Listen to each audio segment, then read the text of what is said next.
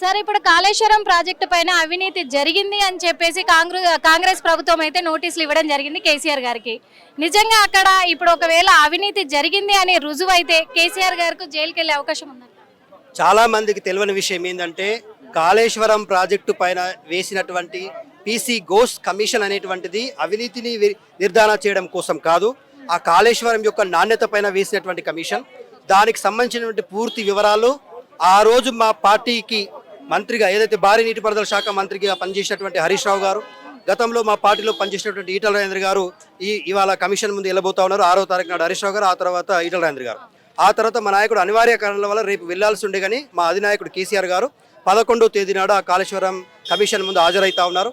ఒక విషయం ఏంటంటే తెలంగాణ రాష్ట్రం తీసుకురావడమే లక్ష్యంగా పనిచేసిన నాయకుడికి తెలంగాణ రాష్ట్రాన్ని ఉన్నతమైనటువంటి రాష్ట్రంగా నిలబెట్టేటువంటి గొప్ప లక్ష్యంతో ఇవాళ తెలంగాణ రాష్ట్రాన్ని 60 సంవత్సరాల దరిద్రాన్ని దూరం చేసే తెలంగాణ రాష్ట్రాన్ని తలెత్తుకునేలా చేసిండు. మేమేమంటా ఉన్నామంటే కేసీఆర్ గారుకు అవినీతి చేసేంత దౌర్భాగ్యమైనటువంటి పరిస్థితుల్లో కేసీఆర్ గారు లేరు.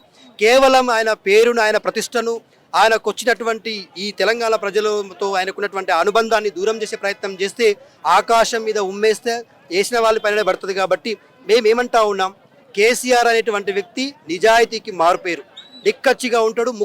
ముక్కుసూటితనానికి నిదర్శనం ఎవరైనా ఉన్నారంటే కేసీఆర్ గారు. ఇవాళ ఒక విషయం ఏంటంటే కాళేశ్వరం ప్రాజెక్టులో 3 బ్యారేజీలు ఉన్నాయి. అందులో మేడిగడ్డ, అన్నారం, సొందిల్లా.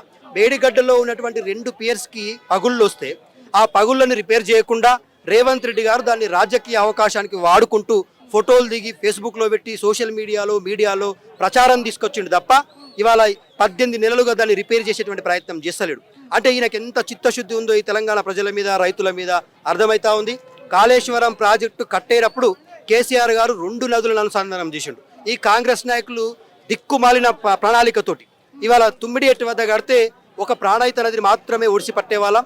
కానీ కేసీఆర్ గారి ముందు చూపు, దూరదృష్టి వల్ల గోదావరి, ప్రణహిత 2 నదులను కలిపి ఇవాళ మనం కాళేశ్వరం వద్ద కట్టుకున్నాం. ఆ కాళేశ్వరం యొక్క ప్రతిఫలం ఏందో తెలంగాణ రాష్ట్రం ఆ ప్రాజెక్ట్ ఇనాగ్రేషన్ అయిన తర్వాత మనకు కనిపించింది. 63 లక్షల ఎకరాలకే సాగులో ఉన్నటువంటి వరి 1,31,00,000 విస్తీర్ణానికి పెరిగింది. తెలంగాణ రాష్ట్ర పంట దిగుబడి సామర్థ్యం అనేటువంటిది 2,31,00,000 పెరిగింది. తెలంగాణ తలసరి ఆదాయం పెరిగింది. దాని మీద ఆధారపడ్డటువంటి బ్లూ రెవల్యూషన్, హరితహారం, ఇలా ఏదైతే తెలంగాణలో ఈ రైస్ బౌల్ ఆఫ్ తెలంగాణగా మారింది. నేను చెప్పేది ఏంటంటే కాళేశ్వరం ప్రాజెక్టులో ఉన్నటువంటి సాంకేతిక అంశాలు తెలియని వాళ్ళు, ఆ ప్రాజెక్టు మీద అవగాహన లేని వాళ్ళు అవాక్కులు చివాక్కులు పిలిస్తే మనం ఏం చేయలేం. తెలంగాణ రాష్ట్రం అనేటువంటిది సముద్ర మట్టానికి 600 మీటర్లు ఎత్తుగా ఉండడం వల్ల గోదావరి నదులు, కృష్ణా నది 2 పక్కనే ప్రవహిస్తున్నా వాటి ఉపనదులు కూడా ఈ ప్రాంతంలో ప్రవహిస్తున్నా కూడా ఒడిసి పట్టుకునేటువంటి ప్రాంతాలు లేవు. తెలంగాణకు కేవలం మనం లిఫ్ట్ ఇరిగేషన్ ప్రాజెక్టుతోనే తెలంగాణలో ఉన్నటువంటి ఈ 2 నదులను వాడుకోగలుగుతాం. ఇవాళ చంద్రబాబు నాయుడికి చెంచాగా, చంద్రబాబు నాయుడికి శిష్యుడిగా ఈ రాష్ట్రంలో ముఖ్యమంత్రిగా కొనసాగుతున్నటువంటి రేవంత్ రెడ్డి 3 రంగుల జెండా ప్రతినిధిగా లేడు. ఇది పసుపు రంగు జెండా ప్రతినిధిగా ఇవాళ ముఖ్యమంత్రిగా కొనసాగుతా ఉన్నాడు. ఎందుకు ఇంత స్పష్టంగా చెప్తా ఉన్నామంటే తెలంగాణలో ఉన్నటువంటి మిగులున్న జలాల వాటా తేలక ముందు, అఫెక్స్ కౌన్సిల్ ముందు చర్చలు జరిపి ఎవరి వాటా ఏందో తేలక ముందే, గోదావరి ట్రిబ్యునల్ ఏర్పాటు కాకముందే గోదావరి నీళ్లను బనకచెర్ల పేరు మీద తరలించుకొని పోతా ఉంటే మోడీ చేత ఒప్పించి ఆ రేవంత్ రెడ్డి గారి నోరు మూయిస్తున్నా కూడా ఈ తెలంగాణ రాష్ట్ర ప్రయోజనాల గురించి, భవిష్యత్తు అవసరాల గురించి నువ్వు నోరు మెదపడం లేదంటే ఎవరి ప్రయోజనాల కోసం నువ్వు ముఖ్యమంత్రిగా పనిచేస్తా ఉన్నావు. ఇవాళ కేసీఆర్ గారు కాళేశ్వరం ప్రాజెక్టు కట్టడం తెలంగాణ ప్రజల అవసరాల కోసం కట్టిండు. కాళేశ్వరం ప్రాజెక్టు వల్ల కేసీఆర్ గారికి ఏం లాభం జరిగిందండి? తెలంగాణ ప్రజలకు లాభం జరిగింది కదా. 18 లక్షల ఎకరాలు సాగులోకి వచ్చినాయి కదా. ఆ ప్రాంతంలో ఉన్నటువంటి 14 జిల్లాలకు నీరు సస్యశ్యామలంగా ఆ ప్రాంతాలకు వెళ్ళింది కదా.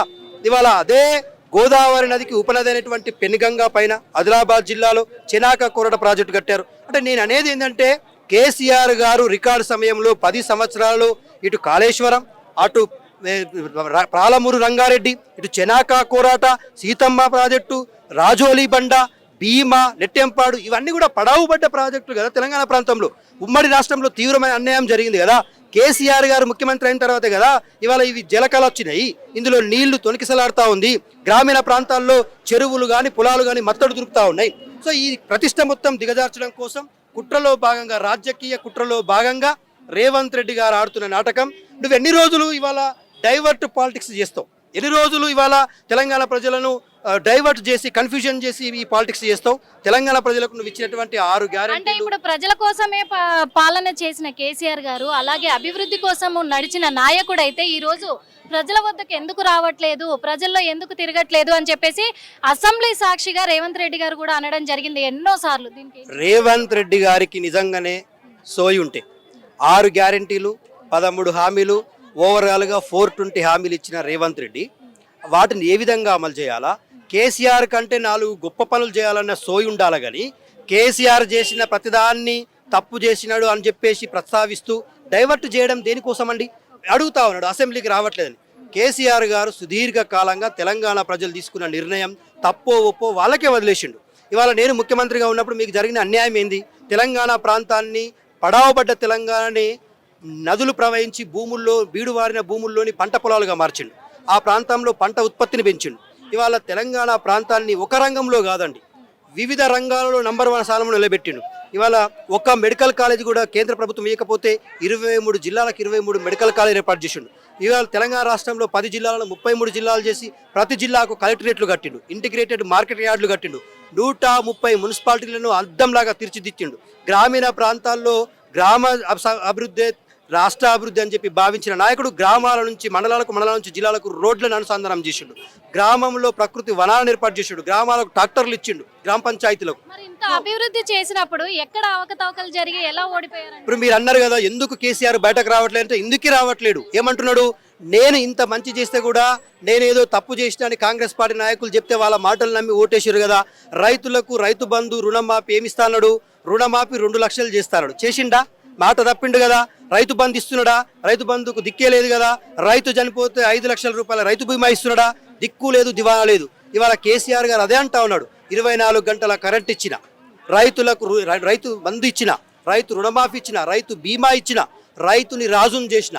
ఇవాళ తెలంగాణ రైతు పంజాబ్ హర్యానా తలదన్ని తెలంగాణ రాష్ట్రం రైస్ బౌల్ ఆఫ్ తెలంగాణగా మారింది, రైస్ బౌల్ ఆఫ్ ఇండియాగా మారింది. సో ఇంత గొప్ప కార్యక్రమాలు నేను చేస్తే మీరు ఇవాళ పిచ్చోని చేతిలో రాయిలాగా తెలంగాణను చేసిర్రు. ఆ పిచ్చోడు చేసే నిర్ణయాల వల్ల తెలంగాణ విధ్వంసం కొనసాగుతూ ఉంది. మూసీ నది ప్రక్షాళన పేరు మీద ఆ పరివాహక ప్రాంతాల్లో ఉన్న పాపం మైనారిటీలను, ఎస్సీలను, ఎస్టీలను గూడులేని పక్షులను చేసినాం. 16,000 కుటుంబాలు వీధిన పడ్డాయి. సో ఈ దుశ్చర్యకు ఎవరు కారణం? లఘుచర్యల్లో ఫార్మా భూముల పేరు మీద అక్కడ అరాచకం సృష్టించినావు, రక్తపాతం చేసినావు. విద్యార్థులు చదువుకునేటువంటి HCU భూములను 400 ఎకరాలను లాక్కునే ప్రయత్నం చేసినావు. ఇవన్నిటి మీద పోరాటం ఎవరు చేస్తా ఉన్నారు? కేసీఆర్ బయటకు రాకపోయినా కేసీఆర్ దూతలుగా, కేసీఆర్ వారసులుగా, కేసీఆర్ని నిలబెట్టే క్రమంలో పార్టీ నాయకత్వం మొత్తం, పార్టీ క్యాడర్ మొత్తం, ఒకవైపు కవిత గారు, ఒకవైపు కేటీఆర్ గారు, ఒకవైపు హరీష్ రావు గారు రైతుల కోసం, కేటీఆర్ గారు భూముల కోసం, కవిత గారు ప్రభుత్వ నిర్లక్ష్యం కోసం ఇలా ఎక్కడికక్కడ ప్రశ్నిస్తూ ఉన్నాం కదా. ఇవాళ రేవంత్ రెడ్డి గారికి కేసీఆర్ని తట్టుకునే ధైర్యం ఉందా అండి? కేసీఆర్ ముందు నిలబడి మాట్లాడే ధైర్యం ఉందా? ఈ తెలంగాణ ప్రాంతంలో ఉన్నటువంటి భౌగోళిక వనరుల మీద అవగాహన ఉన్న నాయకుడు, ఈ ప్రాంతంలో ఉన్నటువంటి సామాజిక వర్గాల జీవన స్థితిగతుల కోసం పల్లె నిద్ర చేసినటువంటి నాయకుడు, దళితుల బతుకులను చూసి వాళ్ళని ధనికులను చేయాలని 10 లక్షల రూపాయలు ఇచ్చి వాళ్ళ జీవితాలను మార్చిన నాయకుడు, వ్యవసాయం అనేటువంటిది కష్టంగా ఉన్న రోజుల్లో వ్యవసాయాన్ని అద్భుతమైనటువంటి వ్యవసాయంగా మార్చిండు కదా. ఎవరైనా పారిశ్రామిక రంగాలకు, నివాసాలకు, వ్యవసాయ భూములకు ఉచిత విద్యుత్ ఇచ్చిన రాష్ట్రం ఉందా అండి? నా తెలంగాణ ఇచ్చింది. హైదరాబాద్ని మహానగరం చేయడం కోసం 36 ఫ్లైఓవర్లు, 12 అండర్ బ్రిడ్జిలు రికార్డ్ సమయంలో కట్టిండు కదా. హైదరాబాద్కు పవర్ గ్రిడ్ నుంచి 4 దిక్కుల నుంచి 24/7 పవర్ కనెక్షన్ ఇచ్చిండు కదా. అంటే అభివృద్ధి పేరు మీద ఆ పేరు చెప్పుకొని ప్రజలకు చేస్తున్నట్లు నటిస్తూ కూడా మొత్తం పెద్ద స్కామ్ కుంభకోణానికే పాల్పడ్డది కల్వకుంట్ల ఫ్యామిలీ అని చెప్పేసి ఎన్నోసార్లు కూడా ప్రతిపక్షాలు అంటే ముఖ్యంగా రేవంత్ రెడ్డి గారే వ్యాఖ్యలు చేయడం జరిగింది. మరి ఇంత అభివృద్ధి కార్యక్రమాలు మీరు చెప్తున్నారు, కానీ వాళ్ళు ఎందుకు ఈ అవినీతి జరిగింది కాబట్టే కదా వాళ్ళు చెప్తారు. రేవంత్ రెడ్డి గారి డిఎన్ఏలో, కాంగ్రెస్ డిఎన్ఏలో అవినీతికి పాల్పడడం అనేటువంటిది వాళ్ళకు వెన్నుతో పెట్టిన విద్య. అవినీతి చేసే నాయకుల నోటి నుంచి అవినీతి మాటలే వస్తాయి, అభివృద్ధి చేసే నాయకుల నోట్ల నుంచి అభివృద్ధి మాటలు వస్తాయి. ఇవాళ రేవంత్ రెడ్డి గారు ఓటుకు నోటు కేసులో అవినీతి చేస్తూ దొరికిపోయాడు. నేషనల్ హెరాల్డ్ కేసులో సోనియా గాంధీ, రాహుల్ గాంధీ తప్పు చేసినట్టుగా ఆధారాలతో సహా నిరూపించబడ్డాయి. వాళ్ళకు కూడా బెయిల్ మీదనే బయట ఉన్నారు. దాంట్లో కూడా ఈ ముద్దాయి చేరిండు కదా, రేవంత్ రెడ్డి గారు కూడా చేరిండు కదా హెరాల్డ్ కేసులో. నేనేమంటున్నా అంటే కాంగ్రెస్ పార్టీ భూమి లోపల ఉన్న బొగ్గు గనుల అవినీతి నుంచి మొదలు పెడితే ఆకాశంలో ఉన్న ఎయిర్లైన్స్ నుంచి ఏ అవినీతి చేయలేదండి. 2G స్పెక్ట్రమ్, కామన్వెల్త్, హౌసింగ్ కుంభకోణం, ఎన్ని కుంభకోణాలకు పెట్టింది పేరు కాంగ్రెస్ పార్టీ. ఇవాళ కాంగ్రెస్ పార్టీ కేసీఆర్ గారిని అవినీతి చేసిండు అని అనడం అంటే ఇక అంతకంటే దురదృష్టమైనటువంటి పరిస్థితులు ఇంకోటి ఉండదు. తెలంగాణ ప్రజలకు తెల్లమైపోయింది. తెల్ల కాగితం లాగా రెండు వైపులా రాసుకోండి. కేసీఆర్ చేసిన అభివృద్ధి ఏంది, జిల్లాలలో కనిపిస్తున్న అభివృద్ధి ఏంది, తెలంగాణ బిడ్డల జీవితాల్లో వచ్చిన మార్పులేంది, తెలంగాణ ప్రజల జీవన విధానంలో తెచ్చినటువంటి సంస్కరణలు ఏంది, రేవంత్ రెడ్డి వచ్చిన తర్వాత ఏం జరిగింది, ఎంత విధ్వంసం జరిగింది. ఇక ఎస్ఎల్బీసీలో 8 మంది కార్మికులు చనిపోతే అక్కడే బొందల దెబ్బగా మార్చినవి తప్ప వాళ్ళ శవాలను తీసుకొచ్చి వాళ్ళ కుటుంబాలకు అప్పచెప్పలేదు. ఈ ఫెయిల్యూర్స్ ఇక్కడ కోకొలలుగా ఉన్నాయి కదా. ఇవాళ అందాల భామల పోటీలు పెట్టి ఏం చూపించినావు? అందాల భామలకు కేసీఆర్ కట్టిన ఆడవాళ్ళు చూపించినావు కదా. అందాల భామలు అంటే నేను ఒకటి అడుగుతానన్న, ఎందుకంటే అందాల భామలను తెలంగాణ రాష్ట్రానికి తీసుకొచ్చి ఇక్కడ వాళ్ళను తీసుకొచ్చానంటే అభివృద్ధి అంటే మనకు బడ్జెట్నే తీసుకొచ్చాను రాష్ట్రానికి, ఇలాంటి అభివృద్ధి కార్యక్రమాలు చేస్తుంటే భయపడుతున్నారు బీఆర్ఎస్ నాయకులు, భయపడి పిచ్చి కూతలు కూస్తున్నారు అని చెప్పేసి కూడా ముఖ్యమంత్రి గారే చెప్పడం జరిగింది, సీతక్క కూడా అనడం జరిగింది. అందాల పోటీలకు వచ్చినటువంటి మహిళలు వాళ్ళ అందాలను ప్రదర్శించి దాంట్లో అందమైనటువంటి అమ్మాయికి ప్రైజుల కోసం వచ్చారు. అలాంటి మహిళల వల్ల తెలంగాణ రాష్ట్రానికి వచ్చే లాభం ఏమైనా ఉందా అండి? ఇవాళ కేటీఆర్ గారు ఈ కార్ రేస్ ఇక్కడ నిర్వహించడం వల్ల నెక్స్ట్ తెలంగాణ రాష్ట్రంలో హైదరాబాద్ ఎలక్ట్రానిక్ హబ్గా మారబోతుంది. 700 కోట్ల పైచిలకు కంపెనీలు ఇవాళ పెట్టుబడులు పెట్టి తెలంగాణ రాష్ట్రంలో ఎలక్ట్రానిక్ బ్యాటరీలకు నిలయంగా మారింది. నేను అడుగుతా ఉన్న రేవంత్ రెడ్డి గారికి, ఈ అందాల పోటీలకు వచ్చినటువంటి మహిళలతో మీరు ప్రవర్తించిన విధానం ఏందో తెలిసింది. అత్యంత పెద్ద దేశమైనటువంటి బ్రిటన్కి చెందినటువంటి ఒక మహిళనే నా పైన అఘాయిత్యం చేసే ప్రయత్నం చేసిరు, నన్ను వెష్యలాగా చూసిర్రు అని చెప్పేసి నీ ప్రతిష్ట మొత్తం కూడా ఏందో, నీ పరివర్తన ఏందో, మీ విధానం ఏందో, కాంగ్రెస్ పార్టీ నాయకుల మనసులో ఏముందో, అందాల భామల పైన మీరు ఎట్లాంటి బిహేవియర్తో మెసులుకున్నారో స్పష్టమైపోయింది కదా. ఇవాళ అందాల భామలను తీసుకుపోయి ఏడ కూర్చోబెట్టి ఫోటోలు దిగినవయ్యా. కేసీఆర్ కట్టిన సెక్రటరియట్ ముందర దిగినావు, కేసీఆర్ కట్టిన కమాండ్ కంట్రోల్ చూపించినావు. సెక్రటరియట్లో కూర్చోడానికి ఓపిక లేదు కానీ కమాండ్ కంట్రోల్లో కూర్చొని కహానీలు చెప్తా ఉన్నావయ్యా రేవంత్ రెడ్డి. అది కట్టింది ఎవరు? లండన్ నగరంలో మాత్రమే కమాండ్ కంట్రోల్ రూమ్ ఉందైతే మళ్ళీ నా తెలంగాణ రాష్ట్రంలోనే ఉంది. అంత గొప్ప దూరదృష్టితో వాళ్ళ కేసీఆర్ గారు తెలంగాణ రాష్ట్ర మహిళల వైపు తొంగి చూడాలంటే భయపడే పరిస్థితి. మహిళల్లో కానీ దొంగతనాలు కానీ లేని రాష్ట్రంగా తెలంగాణ నిలబడబోతా ఉంది.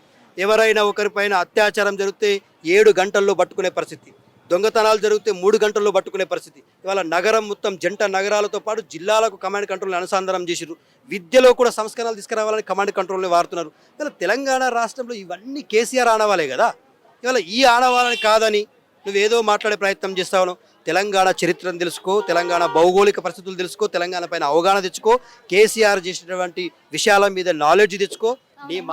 మొన్న చూసుకున్నట్లయితే 2వ తారీఖు తెలంగాణ రాష్ట్ర అవతరణ దినోత్సవం రోజు.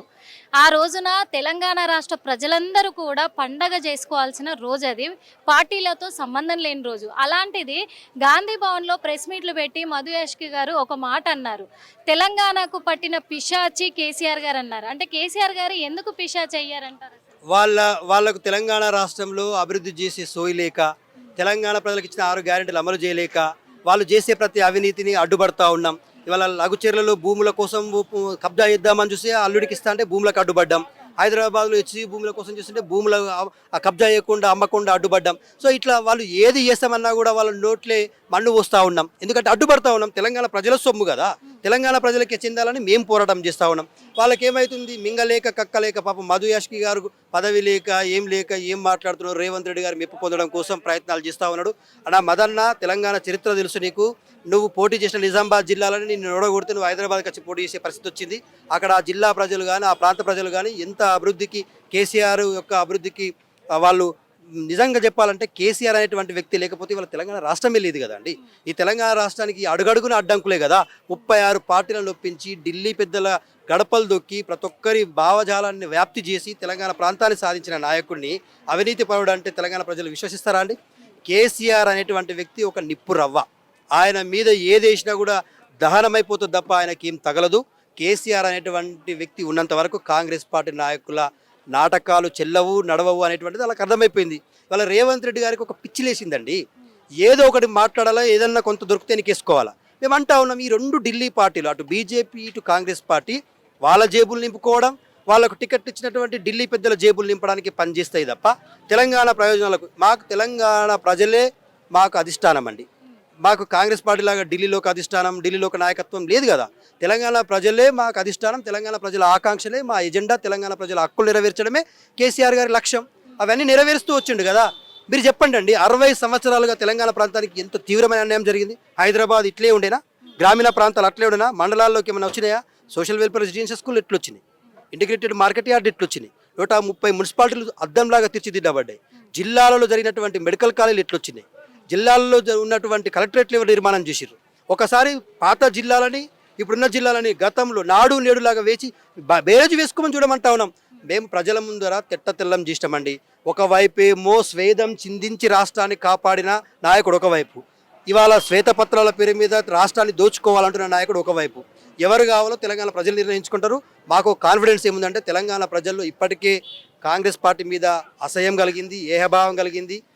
అసలు కాంగ్రెస్ పార్టీని చీ అంటా ఉన్నారు. ఖచ్చితంగా కేసీఆర్ నాయకత్వమే మీరు రావాలి. చెప్పినట్టే నిజమే అనుకుందామన్నా. ఒక విషయం ఏంటంటే ఇప్పుడు కవితక్క విషయానికి వస్తే, మరి తెలంగాణ రాష్ట్రంలో కాంగ్రెస్ ప్రభుత్వం ఏర్పడ్డాక కాంగ్రెస్ మహిళా నాయకురాళ్లే కాకుండా మరి పురుషులు కూడా చాలా మంది ఇప్పటి వరకు కవితక్క పోయొచ్చి ఇప్పుడు దాదాపు జైలుకు పోయొచ్చి 6 నెలలు కూడా పూర్తి కావస్తుంది. ఇప్పటికీ కూడా ఇంకా లిక్కర్ రాణి అనే సంబోధిస్తూ ఉన్నారు. లిక్కర్ రాణి అనే లిక్కర్ దందా మీదనే జైలుకు వెళ్ళొచ్చిందని ఇంకా ప్రసంగిస్తూనే ఉన్నారు. ఇప్పుడు కొత్తగా ఏంటంటే ప్రత్యేక పార్టీ పెట్టబోతుంది కవితక్క. ఇదంతా కూడా కేసీఆర్ గారు మోదీ గారు ఆడిస్తున్న నాటకము. బీజేపీ బీఆర్ఎస్ ఏకమైపోయాయి. ఈ రెండు ఒకటే కాబట్టి కవితక్కను ఒక పావులాగా వాడుకుంటున్నారు అంట. కవితక్క గారికి తెలంగాణ సమాజంలో ఉన్నటువంటి గౌరవము, మర్యాద, ఫాలోయింగ్ని చూసి తట్టుకోలేని కాంగ్రెస్ నాయకులు కానీ బీజేపీ నాయకులు కానీ, ఏ రాష్ట్రానికంటూ ఆ రాష్ట్రానికి ఒక ప్రత్యేకమైనటువంటి లిక్కర్ పాలసీ ఉంటుందండి. ఇవాళ తెలంగాణ రాష్ట్రానికి ఒక లిక్కర్ పాలసీ ఉంది, ఆంధ్రప్రదేశ్ రాష్ట్రానికి ఒక లిక్కర్ పాలసీ ఉంది, అట్లాగే ఢిల్లీ రాష్ట్రానికి కూడా ఒక లిక్కర్ పాలసీ ఉంది. అది యూనియన్ టెరిటరీ కావడం వల్ల ఆ ప్రాంతంలో కొన్ని వెసులుబాట్లు ఉండే. ఆ లిక్కర్ పాలసీని ఒక స్కామ్గా చిత్రీకరించి ఇవాళ చేయని తప్పుడు చేసినట్టుగా నింద మోపి విచారణ జరుగుతున్నటువంటి వ్యక్తి పైన అభియోగాలు మోపుతూ ఇవాళ తెలంగాణ సమాజం యొక్క గౌరవాన్ని, ప్రతిష్టను బతుకమ్మ పేరు మీద, బోనాల పేరు మీద విశ్వవ్యాప్తం చేసినటువంటి నాయకురాలండి. కవితమ్మ గారి మీద ఇవాళ బట్టగాల్చి మీదేసి ఒక తప్పుడు కేసుని పెట్టి అదే కేసుని పదే ప్రస్తావిస్తూ ఏదో మానసిక ఆనందం పొందుతూ ఉన్నారు తప్ప దాంట్లో వాస్తవం లేదు. ఇప్పుడు సుప్రీంకోర్టు చాలా స్పష్టంగా అందులో ₹1 అనా పైసా కూడా లావాదేవీలు జరగలేదని చెప్పేసి కదా బెయిల్ ఇచ్చారు.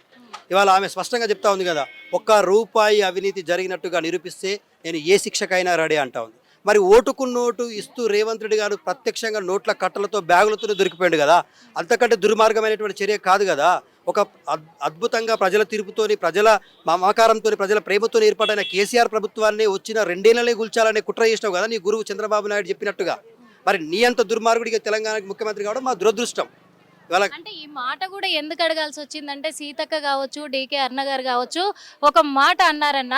ఏమన్నారంటే సీతక్క, డీకే అరుణ గారు మహిళల హక్కుల కోసం, మహిళలకు ఇచ్చిన హామీల కోసం కవితక్క తను పోరాడే హక్కు తనకు లేదు. ఎందుకంటే మహిళలకు ద్రోహం చేసింది, మహిళల ఆత్మాభిమానాన్ని దెబ్బతీసింది కాబట్టి మహిళల పట్ల మాట్లాడే హక్కు కవితక్కకు లేదు అన్నారు.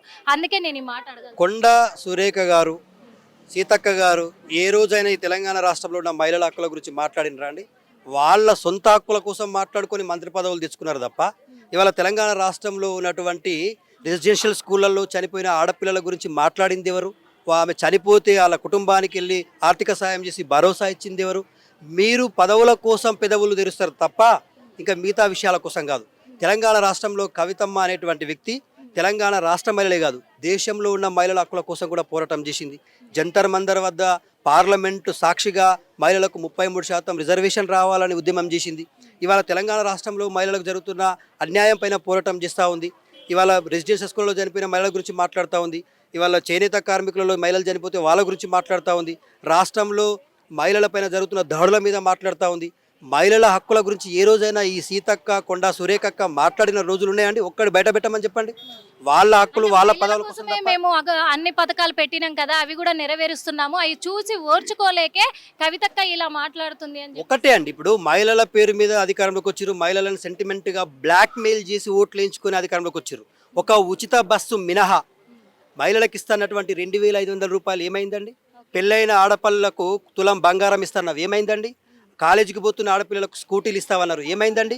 ఇవాళ వాళ్ళందరూ కూడా తిరుగుబాటు చేయడానికి సిద్ధంగా ఉన్నారు. నువ్వు రైతులకు రుణమాఫీ పేరు మీద 2 లక్షలు ఇస్తా అని చెప్పేసి 20,000 లోపున రైతులకి రుణమాఫీ చేసినావు. ఇవాళ రైతు బంధు విషయంలో రైతులని మోసం చేసినావు. 2 లక్షల ఉద్యోగాల పేరు మీద నిరుద్యోగులను మోసం చేసినావు. ఉద్యోగస్తులకు పిటిమెంట్లు ఇస్తా అని వాళ్ళని మోసం చేసినావు. ఇప్పుడు ఏమనంటే నన్ను గోసుక తినుండ్రి, నా దగ్గర నేను ఆ ఢిల్లీకి పోతే నా చెప్పులు దొంగతనం చేస్తారని చెప్తా ఉన్నారు. అసలు రాష్ట్ర ప్రతిష్టను దిగజారుస్తానికి సిగ్గనిపించట్లేదా అండి రేవంత్ రెడ్డికి? నేను అడుగుతా ఉన్నాను, నువ్వు ఈ రాష్ట్రానికి ముఖ్యమంత్రివా లేకపోతే రోడ్ రోమియోవా? నువ్వు రాష్ట్ర ముఖ్యమంత్రిగా ప్రవర్తించు, రాష్ట్ర ప్రతిష్టను దిగజార్చకు. జాతీయ అంతర్జాతీయ మీడియా ముందు ఈ చిల్లర మాటలు ఎందుకండి మాట్లాడుతూ ఉన్నావు? తెలంగాణ రాష్ట్రం ముమ్మాటికి ధనిక రాష్ట్రమే. నీకు పాలించడం రాక, ఆర్థిక క్రమశిక్షణ లేక, డబ్బులు ఎక్కడి నుంచి తీసుకురావాలి, ఎట్లా పెట్టుబడులు పెట్టాలి, ఎట్లా సంక్షేమ పథకాలు ఇవ్వాలో ఒక అవగాహన లేక ఏది పడితే అది పిచ్చి లేచినట్టుగా మాట్లాడుతూ ఉన్నావు. నీ పిచ్చి పరాకాష్ఠకు చేరిన రోజు తెలంగాణ ప్రజలే నేను తరిమి కొడతారు ఈ రాష్ట్రం నుంచి. చివరిగా ఒకటే అన్న, అంటే ఇప్పుడు కవితక్క ఇవి తను తెలంగాణ జాగృతి, ఓకే, తెలంగాణ జాగృతికి సంబంధించి కూడా తెలంగాణ జాగృతి కార్యాలయం నిర్వహించినప్పుడు కూడా ఏ ఒక్క బీఆర్ఎస్ కార్యకర్తలు తన వెనకాల లేరు, అంటే తను సపరేట్గా అంటే వాళ్ళ నానే పార్టీ నుంచి బహిష్కరించారు అని చెప్పేసి కూడా సీతక్క వ్యాఖ్యలు చేసింది. అంటే ఇది ఈ రోజున చూస్తే కవితక్క వెనకాల చాలా మంది బీఆర్ఎస్ వాళ్ళే కనిపిస్తూ ఉన్నారు. ఇది ఎంతవరకు అవాస్తవం అంటారు? వాళ్ళు అలాంటి వ్యాఖ్యలు ఎందుకు చేస్తారు? తెలంగాణ ఉద్యమంలో బీఆర్ఎస్ పార్టీ పుట్టింది 2001లో, జాగృతి పుట్టింది 2006లో. ఈ రెండు కూడా తెలంగాణ రాష్ట్ర సాధన కోసం పోరాటం చేసినవి. తెలంగాణ రాష్ట్రం వచ్చిన తర్వాత తెలంగాణ ప్రజల హక్కుల కోసం పోరాటం చేసినాయి. తెలంగాణ రాష్ట్రం వచ్చిన తర్వాత తెలంగాణ అభివృద్ధిలో భాగస్వామ్యమైనవి. ఇవాళ కవిత గారు ఏది మాట్లాడినా ఎందుకు ఇంత సంచలనం అవుతా ఉందంటే, ఆమె ఏ పోరాటం చేసినా కూడా పేపర్లలో ఫోటో కోసమో పోజుల కోసమో చేయదు, సమస్య పరిష్కారం కోసం పోరాటం చేస్తుంది. ఇవాళ ఆమె మాట్లాడింది కాబట్టి సావిత్రిబాయి పూలే జయంతిని అధికారికంగా నిర్వహిస్తూ ఉన్నారు. ఆమె మాట్లాడింది కాబట్టి మీరు ఇవాళ పూలే విగ్రహాన్ని పెట్టడానికి అంగీకరించారు. ఆమె మాట్లాడింది కాబట్టి బీసీల కోసం ఇవాళ 42% రిజర్వేషన్ కోసం ఇవాళ మీరు బిల్లు పెట్టే పరిస్థితి వచ్చింది. ఆమె మాట్లాడింది కాబట్టే విద్యా ఉద్యోగాలలో ఈ వర్గాలకు రిజర్వేషన్ల కోసం బిల్లు పెట్టారు. కవిత గారు ఒక కమిటెడ్ లీడర్ అండి. మీరేమో కమర్షియల్ లీడర్స్, ఆమెనేమో కమిటెడ్ లీడర్. కమిటెడ్ లీడర్ని తట్టుకోవడం ఎవరి వల్ల కాదండి.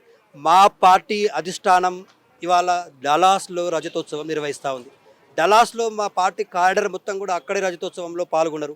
ఇక్కడ ఉన్నటువంటి నాయకులందరూ కూడా వివిధ కార్యక్రమాల్లో బిజీగా ఉన్నారు. ఇవాళ కవిత గారు నిర్వహించిన కార్యక్రమం జాగృతి ఆధ్వర్యంలో అయినప్పటికీ పార్టీ నాయకత్వం మొత్తం కూడా ఉంది కదా. ఇవాళ నేను కూడా బీఆర్ఎస్ పార్టీలో చాలా టీవీ డిబేట్లలో డిస్కషన్స్కి వెళ్తూ బీఆర్ఎస్ ప్రతినిధిగా పాల్గొంటా ఉన్నాను. మేమందరం కూడా వచ్చి వాళ్ళ కేసీఆర్కి నోటీసులు ఇవ్వడం తప్పు అని చెప్పేసి వాస్తవ విషయాలను తెలంగాణ సమాజానికి ఎండగట్టాం కదా. సో ఇట్లా అంటే కాంగ్రెస్ పార్టీ నాయకులకు ఏది లేదండి, పగటి దుకాణం పెట్టుకొని పగటి కళలు అంటా ఉన్నారు. ఆ పగటి కళలు ఎండమావులే అయ్యే రోజులు దగ్గరలోనే ఉన్నాయి. మేడం చెప్పండి, ఇప్పుడు కవితక్క గారు అయితే మరి కాళేశ్వరం ప్రాజెక్టుకు సంబంధించి కేసీఆర్ గారికి నోటీసులు ఇవ్వడం బట్టి ఈరోజు ధర్నా నిర్వహించారు. ఇంకొకటి తెలంగాణ జాగృతి కార్యాలయాన్ని ఏర్పాటు చేశాక అది ప్రతిపక్షాలు కావచ్చు, ఇటు కొంతమంది ప్రజలు కావచ్చు, అంటే కవితక్క సపరేట్ పార్టీ పెట్టబోతుంది, దానికి నాంది ఈ కార్యాలయమే అని చెప్పేసి చాలామంది అంటున్నారు. ఏం చెప్పారు? నేను ఫస్ట్ అయితే ఒకటి చెప్తున్నా, బాపు కేసీఆర్ గారి హయాంలో ఎప్పుడు ఇంకో పార్టీ అయితే ఏర్పడదు, ఇది కవితక్కే చెప్పింది. ఎందుకంటే మొన్న ఒక ఇంటర్వ్యూలో కూడా కవితక్క ఒక ప్రెస్ మీట్లో కూడా చెప్పింది, బాపు కేసీఆర్ గారికి ఒక కన్ను బీఆర్ఎస్ పార్టీ అయితే ఇంకో కన్ను జాగృతి అనేసి. అటువంటప్పుడు ఎంతోమంది అంటున్నారు అక్క వేరే పార్టీ పెడుతుంది అనేసి. ఎప్పుడు కానీ అక్క వేరే పార్టీ పెడతానని చెప్పలేదు. ఆ కేసీఆర్ గారి చుట్టూ కొన్ని దయాలు ఉన్నాయి, వాటిని దూరం చేయాలి అంటే పార్టీలో కొన్ని కలుపు మొక్కలు ఉన్నాయి, వాళ్ళను ఏరి పారేస్తే పార్టీకి మంచిది అని ఒక మంచి అభిప్రాయంతో అక్క ఈ మాట మాట్లాడింది. కానీ మరేం తప్పులేదు. జాగృతి అనేది 2006 నుంచి ఉంది, కొత్తగా వచ్చిన సంస్థ కాదు. జాగృతి ఎన్నో ఉద్యమాలు చేసింది, ఉద్యమంలో కూడా కవితక్క ఎంతో చురుకుగా పాల్గొన్నది. ఈరోజు తెలంగాణ రావడానికి కూడా ఒక కారణం, అందులో అక్క పాత్ర కూడా ఎంతో ఉన్నది. అమెరికాలో ఎంతో అద్భుతమైన జీవితం ఉన్నా కూడా వదిలిపెట్టుకొని వచ్చి తెలంగాణ కోసం పోరాడింది అక్క. ఈరోజు తెలంగాణ వచ్చింది, తెలంగాణలోనే అక్క కొనసాగుతుంది. జాగృతి అక్క కూడా జాగృతికి ఒక కన్ను అయితే బీఆర్ఎస్ పార్టీ మరో కన్ను. హిట్ టీవీ యాప్, ఇందులో short news, live news, entertainment shows, movies, digital magazines తో పాటు మీ జిల్లా వార్తలను కూడా ఫ్రీగా చూడొచ్చు. ఇంకెందుకు ఆలస్యం, వెంటనే హిట్ టీవీ యాప్ ని డౌన్లోడ్ చేసుకుని ఫ్రీగా ఎంటర్టైన్మెంట్ పొందండి. Hit TV app. Hit TV app. Please download hit TV app. Hit TV app ని ఫ్రీగా డౌన్లోడ్ చేసుకొని ఎంజాయ్ చేయండి. మీకు నచ్చిన ఎంటర్టైన్మెంట్ కోసం హిట్ టీవీ యాప్ ని ఫ్రీగా డౌన్లోడ్ చేసుకుని ఎంజాయ్ చేయండి. హిట్ టీవీ యాప్ ని డౌన్లోడ్ చేసుకుని ఆస్వాదించండి, ఆశీర్వదించండి. ఇంతమంది సెలబ్రిటీలు హిట్ టీవీ యాప్ ని డౌన్లోడ్ చేసుకోండి అని చెప్తున్నారంటే ఎంత మంచి యాప్ ఆలోచించండి. అమెరికా అమెరికా అమెరికా అమెరికాలో చదవాలనుకునే వాళ్ళకి విశ్వసనీయమైన పేరు మన శౌర్య కన్సల్టెన్సీ. UK లో 1 year masters. UK లో 1 year masters. 2 years work permit up to 5 years visa. Contact Saurya Consultancy. Contact 89851 89851.